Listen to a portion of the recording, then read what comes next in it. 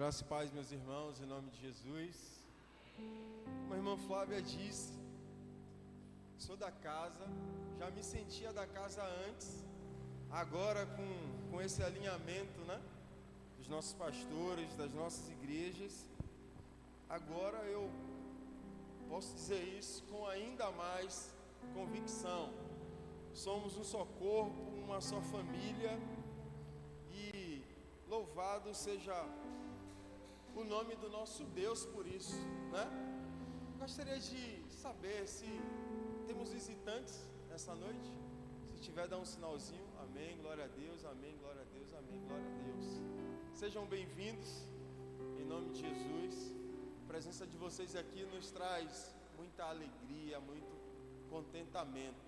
Esperamos que volte mais vezes, tá bom? Principalmente hoje que eu vou estar ministrando.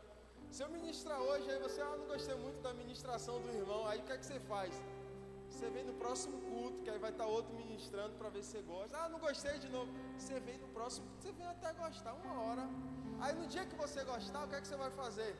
Você vai vir de novo, porque você gostou. Combinado? Então pronto.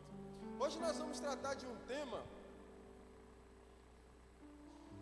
muito importante para nós. Vivendo a vontade de Deus. Está lá baseado em Jeremias capítulo 29. Mas antes de falar do texto, antes de adentrarmos na mensagem, eu gostaria de lembrar para os irmãos, talvez já tenha sido falado na escola bíblica dominical, não sei, mas eu vou me arriscar a falar novamente. Hoje nós batistas comemoramos o quê? O dia do pastor. Isso aí todo mundo já sabe, isso é maravilhoso. A pergunta é: quem já mandou a mensagem para o pastor hoje? O pastor Naldo está retornando de viagem, né? Estava com alguns compromissos em Fortaleza. O pastor Pereira hoje está ministrando lá na Primavera. Eu vim para cá e ele foi para lá. Então não estão aqui durante a noite. Mas quem já mandou a mensagem para o pastor hoje? Ó, eu vi dedinho ali fazendo assim, ó. Se não mandou, irmãos, mande. Mande, porque isso, para aqueles que estão à frente da obra, é muito valioso. Muito valioso.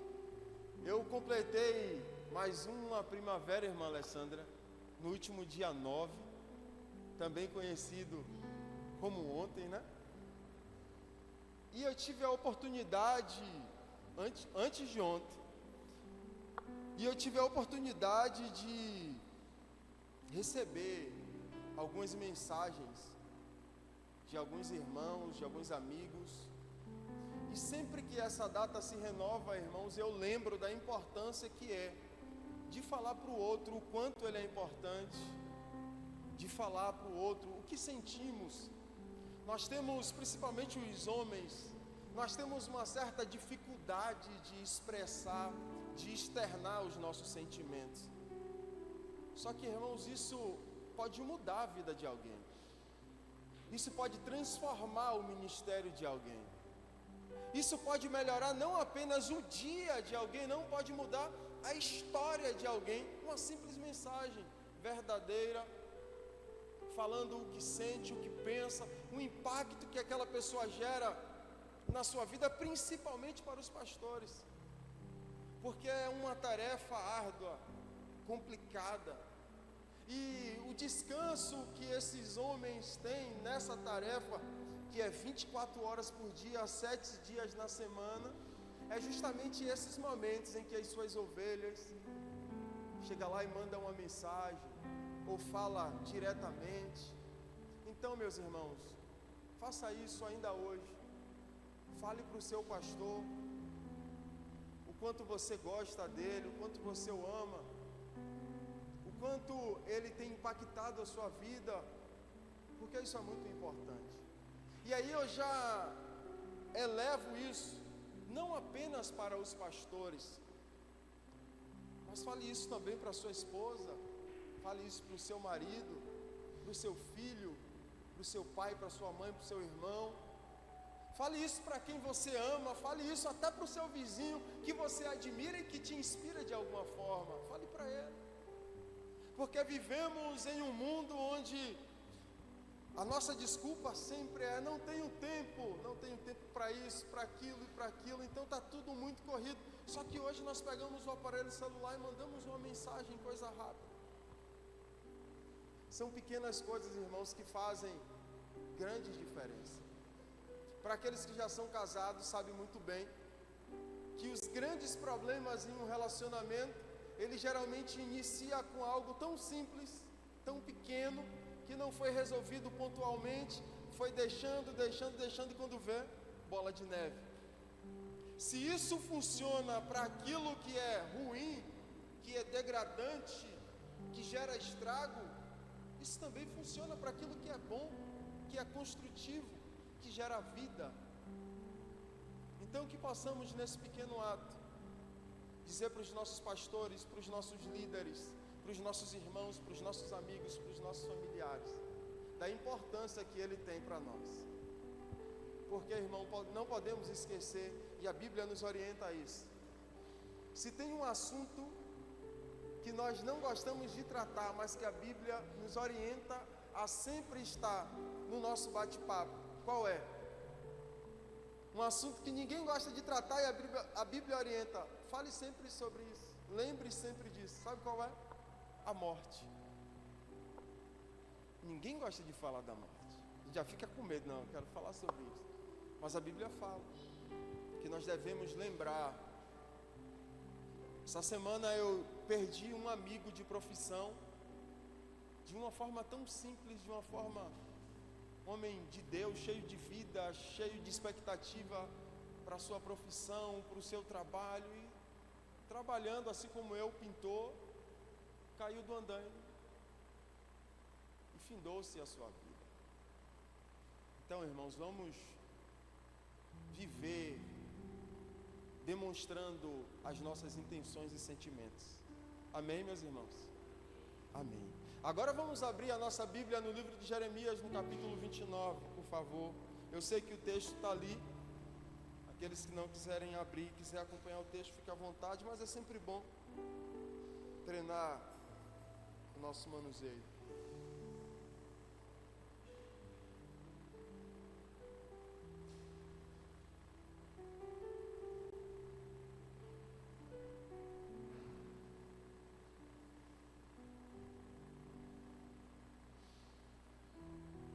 Pode deixar, por favor, naquela outra imagem mesmo, que está completa. Maravilha.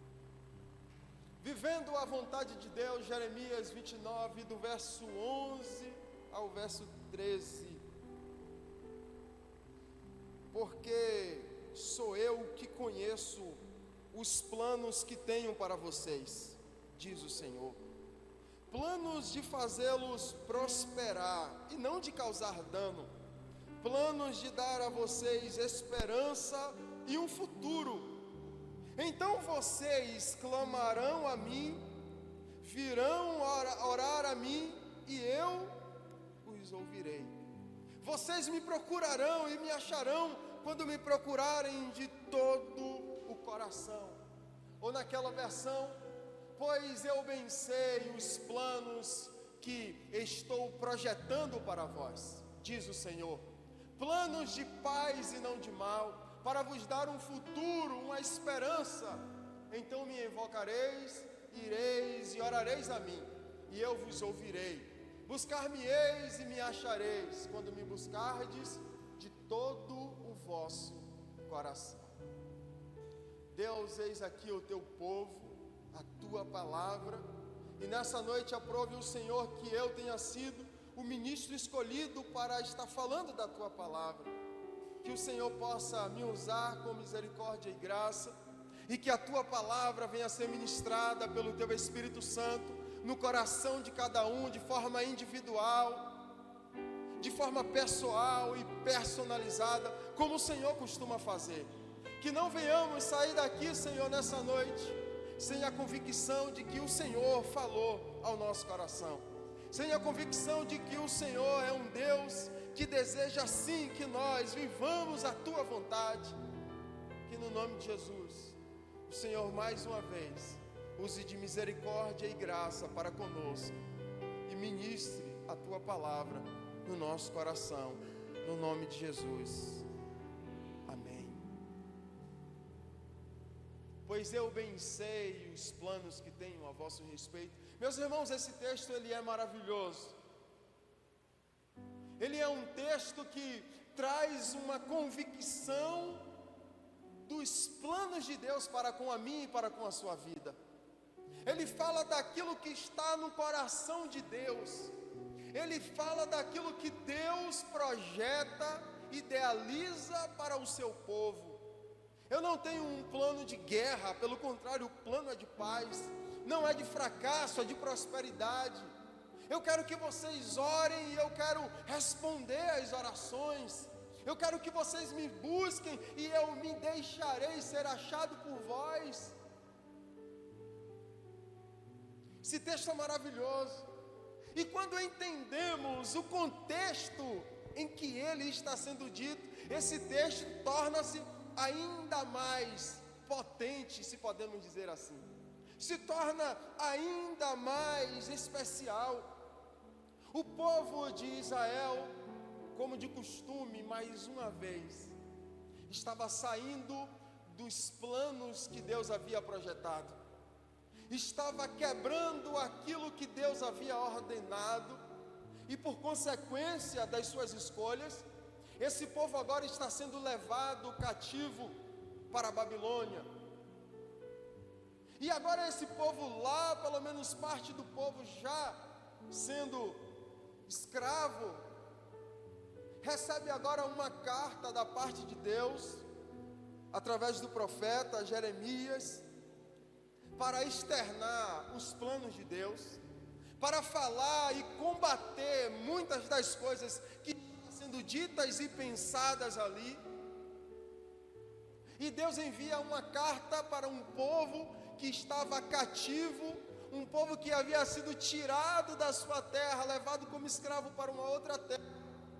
E é para esse povo que Deus está falando essas palavras: eu sei os planos que tenho a vosso respeito. Eu sei da vontade que eu tenho para vocês, para um povo que estava em terra estrangeira, levados como escravos. E aí nós pegamos esse texto para trabalhar com esse tema, vivendo a vontade de Deus. Vivendo a vontade de Deus. E nessa história nós podemos tirar algumas lições que vai nos nortear, que vai nortear todo aquele que deseja viver a vontade de Deus. Então, se você deseja viver a vontade de Deus, nessa história aqui, dentro desse contexto, nós podemos tirar algumas lições valiosas para, de fato, vivermos a vontade de Deus. Olhando para todo o contexto, que nós vamos lá do capítulo 27, 28, 29, nós podemos perceber que a primeira característica para aqueles que desejam viver a vontade de Deus é entender que Deus se move com base em princípios e propósito. Irmão, se você deseja viver a vontade de Deus, ou se você já está vivendo a vontade de Deus, você precisa entender que Deus se move com base em princípios e propósito. O povo havia sido levado cativo de Jerusalém. Por quê? Porque era da vontade de Deus que eles fossem levados cativos, que era da vontade de Deus que ele passasse por 70 anos de cativeiro? Claro que não. Não era isso que Deus sonhava para o seu povo, não era isso que Deus desejava para o seu povo. Mas aquele povo parece não compreender que Deus se move com base em princípios e propósitos. E o que é que aquele povo faz? Ele quebra os princípios que Deus havia estabelecido. Eles começam a desviar-se do propósito que Deus havia estabelecido. Por mais, meus irmãos, que Deus nos ame, em nenhum momento da sua história, ele já se desviou dos seus princípios, ou ele fugiu daquilo que ele estabeleceu como propósito. Se nós desejamos viver a vontade de Deus, nós precisamos compreender: o Deus a quem eu sirvo, ele se move com base em princípios. Se ele se move, irmãos, com base nos princípios, a nossa primeira tarefa como servos do Senhor é conhecer os princípios de Deus. É por isso que a palavra vai dizer: o meu povo perece, através de um outro profeta, o profeta Oséias, por falta de conhecimento. Uma vez que nós não conhecemos o Deus a quem servimos, uma vez que não conhecemos os seus princípios, é muito provável que, assim como o povo que foi levado cativo, a gente também comece a quebrar esses princípios. Porque Deus, irmãos, Ele te ama, não duvide disso. Ele te ama como ninguém jamais te amou ou vai te amar. Mas esse amor, ele está atrelado a princípios já estabelecidos por Ele. Ele amava o povo de Israel, mas a partir do momento em que o povo quebra os princípios, aquele povo teve que sofrer as consequências. O nosso Deus é um Deus que se move a partir de propósito. Ele não faz nada solto, Ele não faz nada por acaso. Você sabe muito bem, você não é fruto do acaso. Você não chegou aqui do nada. Você não está nessa igreja por um acaso, não. Tudo acontece com base no propósito de Deus. Deus te criou, como costumamos falar, de propósito e com propósito. E nós precisamos ter isso vivo na nossa memória. Porque a partir do momento, meus irmãos, que vivemos desviados do propósito, podemos até estar dentro da igreja, podemos até carregar uma Bíblia debaixo do braço, mas não podemos nos desviar do propósito que Deus estabeleceu para nós. Eu, como líder de jovem, eu costumo falar algo que nos dias de hoje pode ser considerado por muito loucura. O que é que projetamos hoje para o jovem? O que é que um pai e uma mãe projeta para o seu filho? Quer que ele estude, quer que ele se torne uma pessoa muito inteligente, quer que ele faça uma faculdade, de preferência, um curso que gere muito recurso. Se falar assim: você é músico, músico não ganha dinheiro, pelo amor de Deus. Você é jogador de futebol, não, procura, tente, mas tenha uma segurança aqui. A gente quer ver o filho advogado, a gente quer ver o filho médico, quer ver o nosso filho ser chamado de doutor. A gente projeta o sucesso do nosso filho, o crescimento do nosso filho, e isso não é errado. Só que eu costumo falar para a juventude: olha, antes mesmo de escolher o curso que você vai fazer na faculdade, primeiro você tem que descobrir qual é o propósito de Deus na sua vida. Para que foi que Deus te criou? Qual é o objetivo de Deus em ter te colocado aqui na terra? Sabe por quê, meus irmãos? Há um homem que vai dizer, e eu não vou saber o autor, mas uma frase vai dizer assim: o pior fracasso do homem é ele ter sucesso naquilo que Deus não o criou para fazer. E tem muita gente assim, tem sucesso naquilo que Deus não criou ele para fazer, e isso é o maior fracasso que o homem pode ter. Então eu digo para a juventude: antes mesmo de você decidir o curso, primeiro você tem que decidir qual é o propósito. Para que foi que Deus te criou? Para que foi que Deus te escolheu? Deus me escolheu para ser um missionário na África. Aí você está cursando algo que não vai agregar em nada, que não vai servir para nada dentro do seu propósito. Você está perdendo tempo. Por quê? Porque o seu propósito vai ser o mesmo do dia que você nasceu até o dia da sua morte. Davi, ele vai dizer que: olha, Deus, os meus dias estavam escritos antes mesmo que eu fosse formado no ventre da minha mãe. Então Deus nos criou com um propósito já estabelecido. E hoje o mundo nos ensina a querer ter, a querer ser, a prosperar, a crescer, e eu não sou contra isso, desde que primeiro a gente saiba quem nós somos em Deus. Porque Deus caminha com base em princípios e também com base em propósito. Não era do propósito de Deus que o seu povo fosse levado cativo. Não era do propósito de Deus que o seu povo fosse levado como escravo. Mas aconteceu, por quê? Quebrou o princípio e se desviou do propósito. Então a primeira coisa que nós devemos cumprir, que nós devemos observar, se de fato queremos viver a vontade de Deus, é saber, Deus se move com base em princípios e propósito. Quais são os princípios que Deus estabeleceu para aqueles que desejam caminhar com Ele? Qual foi o propósito que Deus estabeleceu à minha vida? Propósito como igreja. Nós precisamos saber dessas coisas. Nós precisamos nos informar. Quem pode nos informar sobre isso? O próprio Deus. O próprio Deus tem o prazer de nos mostrar. É bem verdade que para muitos o propósito ele é gradual.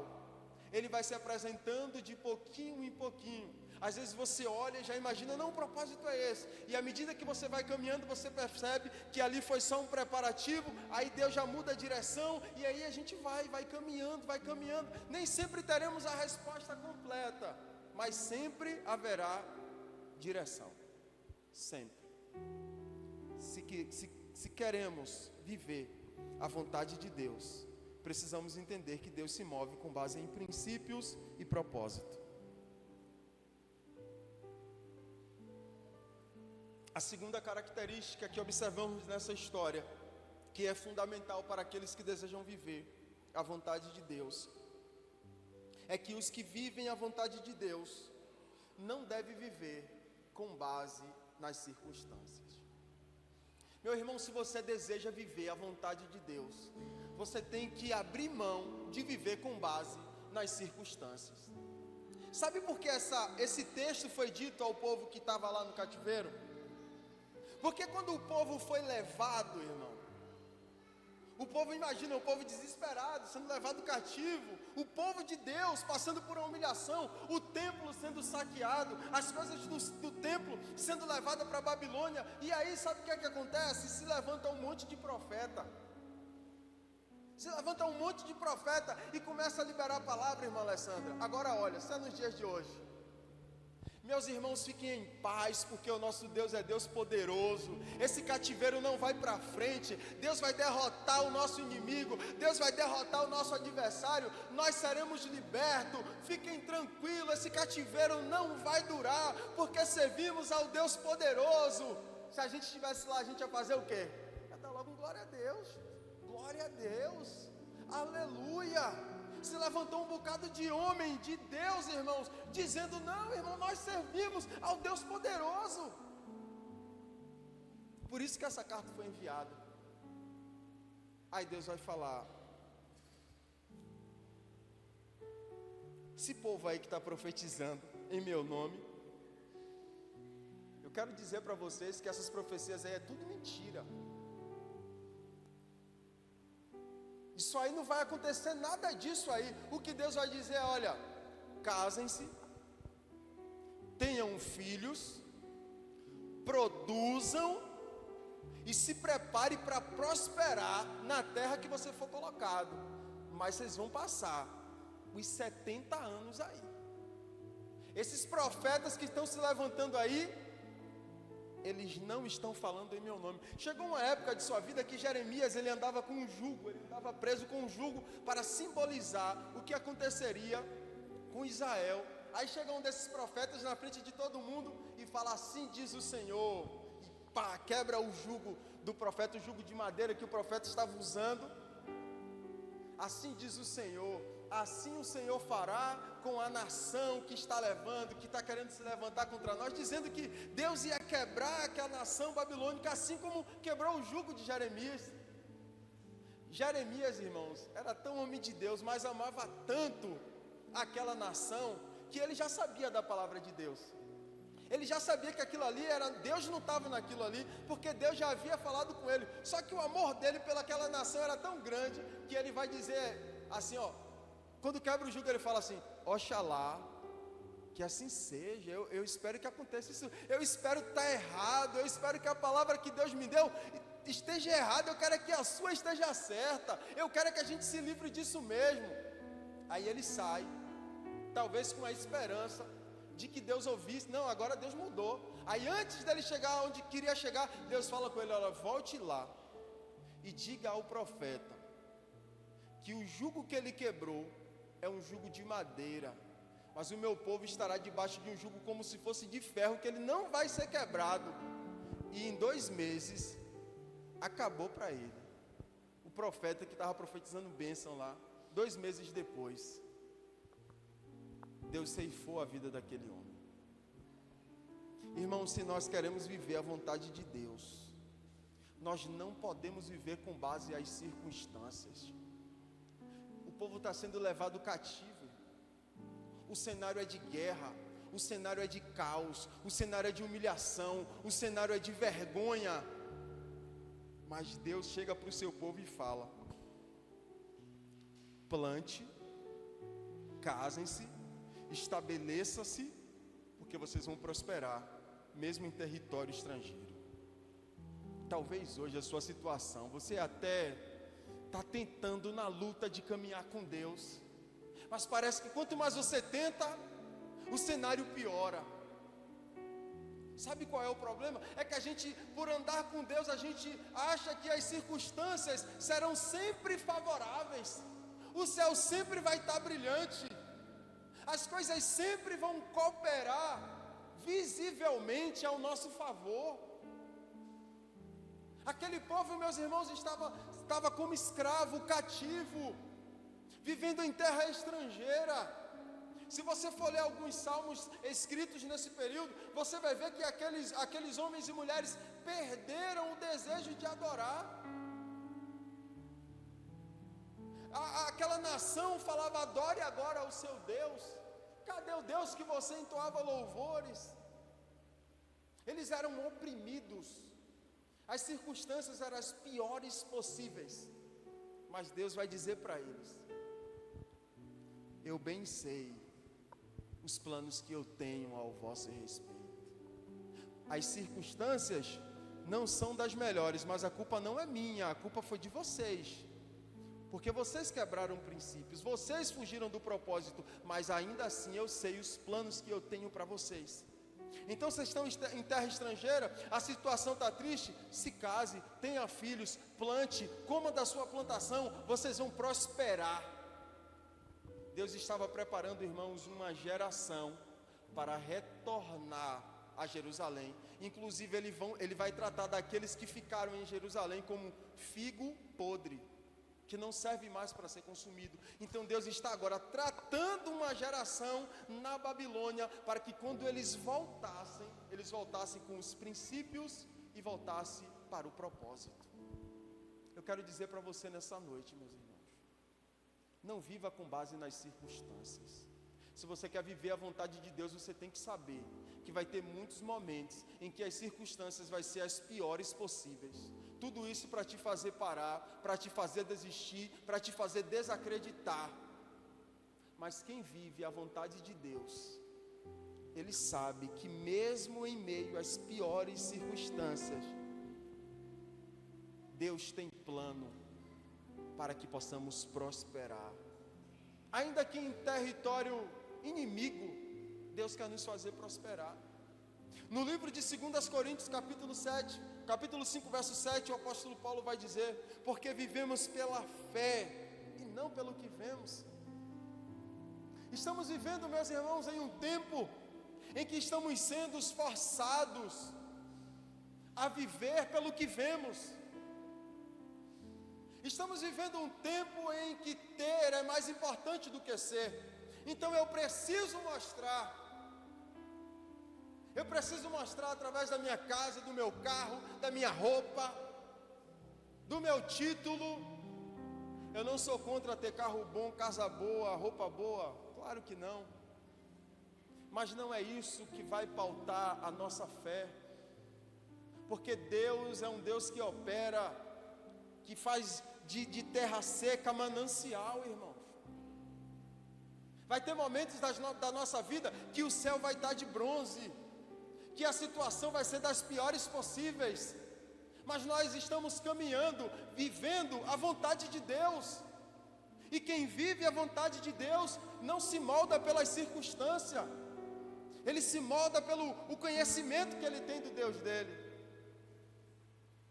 Sempre que as circunstâncias estiverem ruins, lembre desse texto, porque eu bem sei os planos que Deus tem para mim, é plano de paz, não é de guerra, é de vida, não é de morte. Em dado momento de sua palavra, Deus ele vai fazer uma aliança com o seu povo, dizendo: olha, eis que os céus e a terra estão como testemunha, que hoje coloco diante de vós a bênção e a maldição, a vida e a morte. Escolhe, pois, a vida. Meus irmãos, vocês já fizeram uma escolha? Você já escolheu entre vida e morte? Se você escolheu vida, se você escolheu bênção ao invés de maldição, então confie na sua escolha. Ah, mas as circunstâncias, não importam as circunstâncias. O nosso Deus não opera com base nas circunstâncias.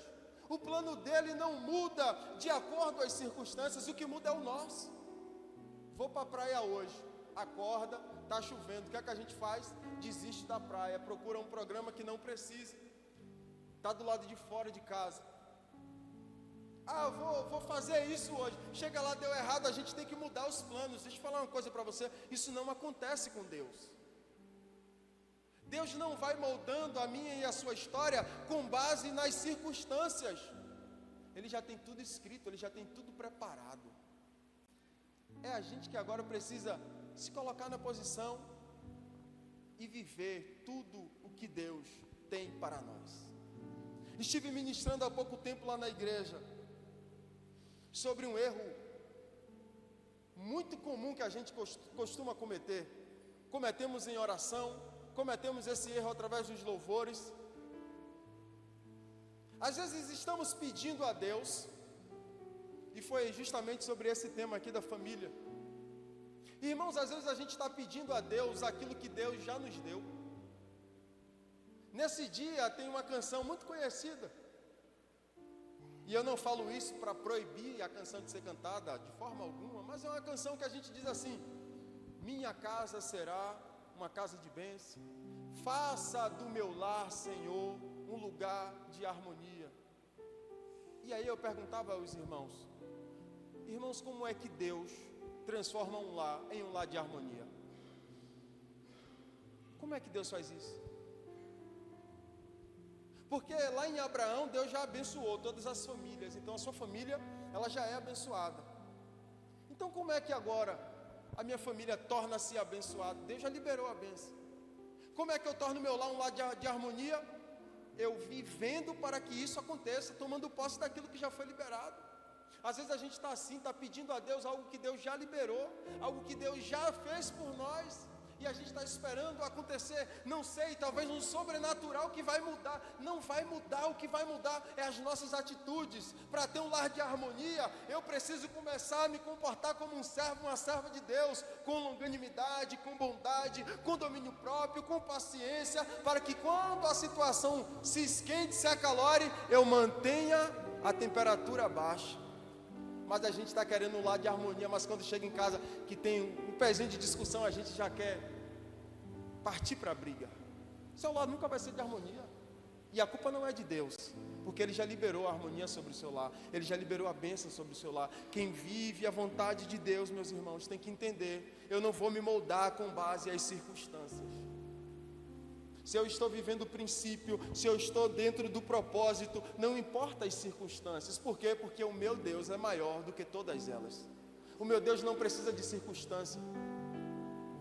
O meu Deus não precisa disso para me abençoar, para que a sua vontade se cumpra. Ele não precisa que esteja alinhado às estrelas, como dizem por aí. Não, porque quando alinhar, que não... esqueça isso. O nosso Deus não precisa de nada disso. O nosso Deus é o Deus que disse haja e tudo se formou.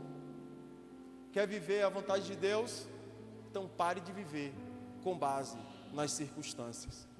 Se tudo está difícil para você hoje, se a situação em sua casa está difícil, se a situação no seu trabalho, seja onde for, está difícil, lembre dessa palavra: pois eu bem sei dos planos que Deus tem para mim. É plano de paz. Isso aí é só circunstância, vai passar.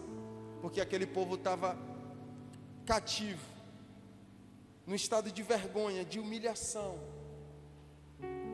mas ainda assim, os planos de Deus não mudaram. Primeiro, eu preciso entender que Deus se move com base em princípios e propósito. Logo, preciso conhecer os princípios e entender o propósito. Depois eu tenho que entender que eu não posso viver com base nas circunstâncias. E por último, aqueles que vivem a vontade de Deus, o que desejam viver. Aquele que deseja viver a vontade de Deus, irmãos, por ele será cuidado. Irmão, viver a vontade de Deus é a melhor coisa que tem, mas também se torna mais difícil, porque o nosso inimigo sabe que uma vez que escolhemos viver a vontade de Deus, nós passamos a ser cuidado por ele, passamos a viver não mais com base nas circunstâncias, nas coisas do mundo, não. Passamos a viver o cuidado de Deus. O povo havia desobedecido, o povo estava ouvindo falsos profetas, o povo estava sendo castigado, mas os planos de Deus para aquele povo era plano de paz e não de guerra, era de prosperidade e não de destruição. Deus sempre deixou claro. Se você for olhar a história, Deus deixa claro: vocês vão voltar para a terra que eu dei para vocês. Vocês vão cantar o hino da vitória lá outra vez. E aí nós podemos ver aquele salmo que vai dizer: olha, quando voltamos de volta do cativeiro, nós estávamos como os que sonham. Os nossos lábios, eles se encheram de louvor, de riso, de cântico. Deus levou o povo de volta, o cativeiro acabou, porque aqueles que passam a viver a vontade de Deus, por ele é cuidado, irmão. Sabe, uma das coisas que nós temos mais dificuldade é de perceber o cuidado de Deus, porque vivemos em um mundo que tenta tirar essa marca de nós, meus irmãos. Deus cuida de mim e de você todos os dias, a todo instante. E às vezes nós não conseguimos perceber esse cuidado. Olha para esse povo, olha para essa história. Esse povo literalmente tinha tudo para dar errado, tinha tudo para fracassar, mas Deus estava cuidando desse povo. Deus está cuidando de você. Eu não sei como você veio da sua casa para esse local hoje, mas você precisa sair daqui acreditando nessa verdade. Deus está cuidando, Deus está agindo. Ainda que eu não consiga ver, Deus está agindo. O tempo da promessa está chegando, o tempo da transformação está chegando. Eu não sei em que você precisa se apoiar, mas você precisa entender e acreditar: Deus está cuidando. Aquele povo, talvez muitos olhassem para aquela situação e falassem assim: é o fim, erramos, pecamos, desobedecemos, e agora o que nos resta é destruição. Mas Deus faz questão de mandar uma carta para aquele povo, dizendo: olha, como eu já tinha falado antes, serão 70 anos de cativeiro. Se casem, plantem, colham, prosperem, mas sempre com a certeza de que eu continuarei cuidando de vocês e que um dia vocês vão voltar. Nós temos dificuldade de reconhecer o cuidado de Deus, sabia? Não temos dificuldade para pregar sobre isso, não temos dificuldade para falar sobre isso, não temos dificuldade para cantar sobre isso, mas às vezes quando olhamos para nós mesmos, nós temos dificuldade de reconhecer esse cuidado, e aí desesperamos, e aí desfalecemos. E quando nós nos desesperamos, quando já não há força em nós para acreditar nessa verdade, aí nós temos uma grande chance de quebrar justamente o primeiro tópico dessa mensagem: quebrar princípios e fugir do propósito. Sabe aquela história de querer dar tiro para todo lado? Às vezes é assim que nos posicionamos.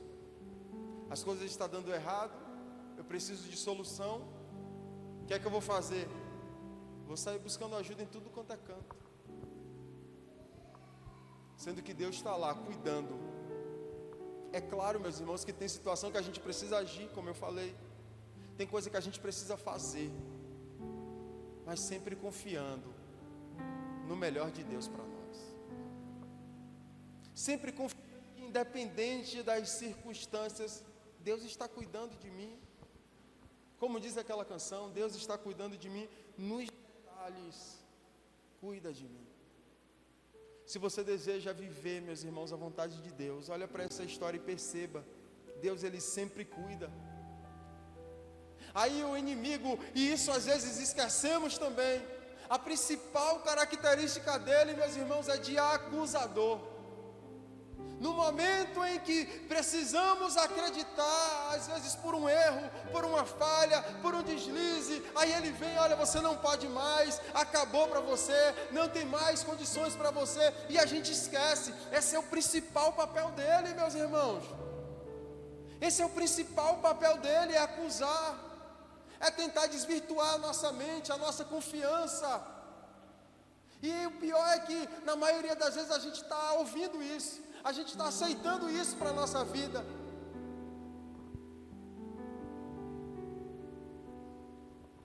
Pois eu bem sei os planos que estou projetando para vós, diz o Senhor, planos de paz, não de mal, para vos dar um futuro e uma esperança. Então me invocareis e ireis orar a mim, e eu vos ouvirei. Buscar-me-eis e me achareis, quando me buscardes de todo o vosso coração. Mesmo no cativeiro, Deus se manteve perto. Mesmo em desobediência, o futuro estava sendo preparado. Talvez o que você está vivendo hoje é apenas o seu futuro sendo preparado. Mas você precisa confiar que Ele cuida de você. Então hoje nós precisamos sair daqui, meus irmãos, com uma missão de conhecer os princípios de Deus, de saber para que, Senhor, me criou para quê? Para que eu fui criado? O que o Senhor quer que eu faça? Para que eu vim a esse mundo, Senhor? Me direciona. Às vezes a gente está perdido na igreja. Foi chamado para quê? Eu não sei. Irmão, Deus é um Deus que fala, que orienta. Às vezes a gente não sabe porque não buscou saber ainda, mas a gente precisa. Para que foi que Deus te chamou? Qual é o seu propósito? Não desvie dos princípios nem do propósito, porque é assim que Deus se move. E então precisamos viver com base na nossa fé, no que Deus nos prometeu, não com base nas circunstâncias. E por fim, devemos sempre lembrar que os que buscam viver a vontade de Deus, por Ele será cuidado. Deus, Ele nunca deixou de cuidar de você. Deus, Ele nunca te abandonou, nunca te perdeu de vista. Mesmo no seu momento de rebeldia, mesmo no seu momento de estresse, querendo largar tudo, abandonar tudo, lá Ele estava, cuidando de você. E ainda hoje Ele cuida de você. Que você saia daqui nessa noite com essa convicção: Deus está cuidando. E não desista de viver a vontade de Deus. Amém, meus irmãos? Vamos nos colocar de pé, em nome de Jesus.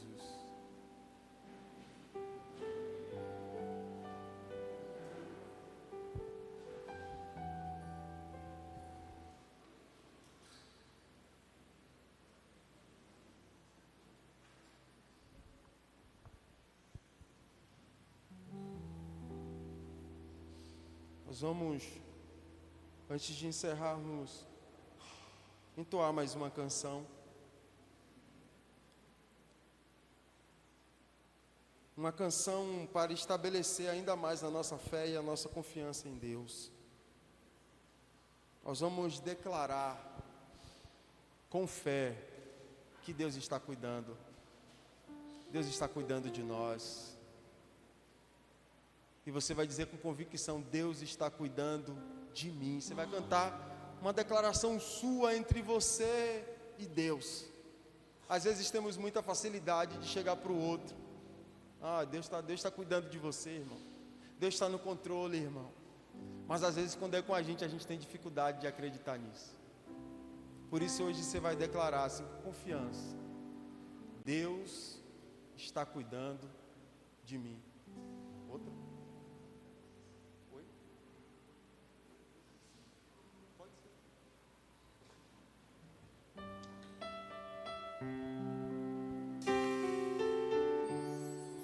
Mudamos um pouquinho a letra, mas o propósito ainda é o mesmo, de declarar da confiança e do amor de Deus.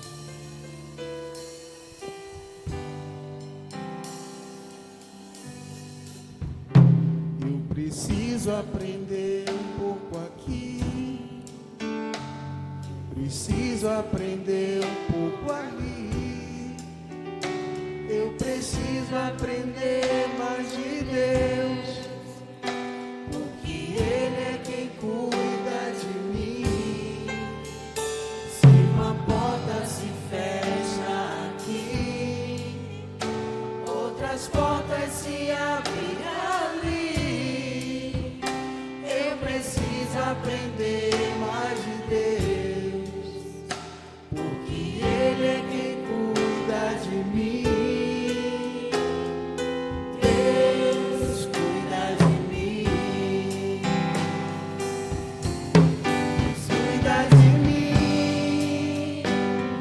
Sombra das suas asas, Deus cuida de mim.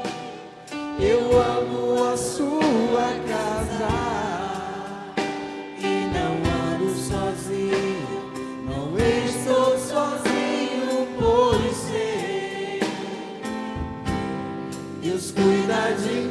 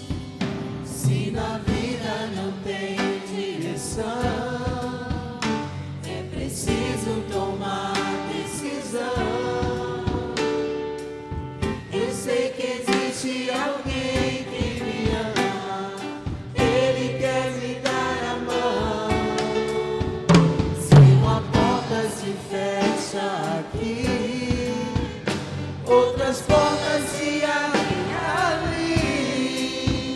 Eu preciso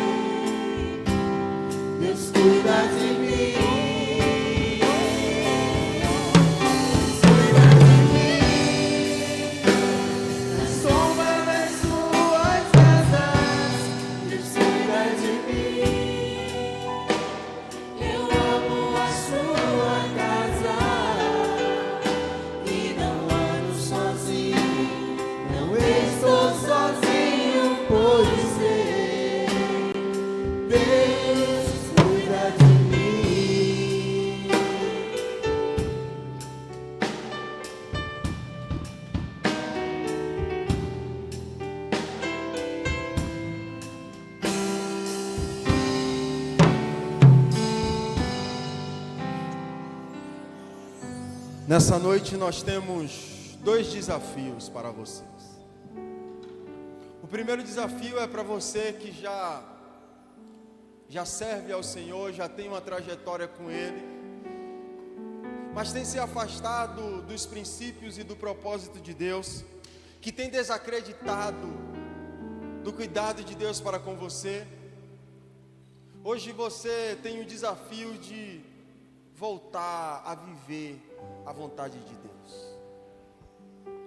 E nós temos também um desafio para você que ainda não iniciou uma jornada de fé, não iniciou uma caminhada ao lado de Deus, mas que hoje entendeu essa palavra, entendeu da importância de viver a vontade de Deus, porque aqueles que passam a viver a vontade de Deus, eles passam a ser cuidados por Deus, eles passam a experimentar do sobrenatural de Deus, ele passa a viver não mais pelas circunstâncias, mas por fé. E nessa noite, se você entendeu essa palavra é para você, porque Deus, Ele deseja que você passe a viver a vontade dEle. Mas como foi cantado aqui, é preciso tomar decisão, porque nós somos confrontados a continuar vivendo da mesma forma, mas Deus nos chama a uma vida diferente, a uma vida nova, para que possamos experimentar daquilo que nada nesse mundo pode nos dar. O prazer que Deus tem para nós, meus irmãos, o prazer que Deus tem para te oferecer em viver na presença dEle, é algo que nada no mundo pode te dar. Por isso hoje, há um desafio para você, de dizer sim para Deus, de dizer: Senhor, eu quero viver a Tua vontade. E se você quiser viver a vontade de Deus, você vai vir aqui à frente, e nós vamos orar por você. Porque você sabe, Deus, Ele te chama. Você sabe que há um chamado de Deus para você, mas você precisa tomar a decisão. Não é por força, nem por violência, mas é uma escolha sua, somente sua. Se você quiser hoje fazer uma aliança com Deus, é só vir aqui à frente que nós vamos orar. Deus, nós te louvamos por essa noite. Nós bendizemos ao Senhor, exaltamos ao Senhor. Nós te glorificamos por mais essa oportunidade, Senhor, de te adorar, de entoar louvores ao Senhor, de direcionar a Ti a nossa oração, a nossa adoração, de poder dizimar e ofertar na Tua casa. Nós te louvamos pela Tua palavra e te pedimos, Pai, que o Senhor nos leve em paz para os nossos lares, nos livre do mal, do homem sanguinário, nos livra, Pai, de assalto, de acidente, de incidente, nos cobre com o Teu sangue, Senhor. Pai, em nome de Jesus, nos dá uma semana abençoada, uma semana abençoadora. Nos usa como filhos Teus, Senhor, nos usa para abençoar vidas, para falar do Teu Evangelho, e que no nome de Jesus possamos ser luz para brilhar nesse mundo de trevas. Nós louvamos ao Teu santo nome e bendizemos ao Senhor no nome santo de Jesus. Amém. Amém, meus irmãos. Louvado seja o nome do Senhor.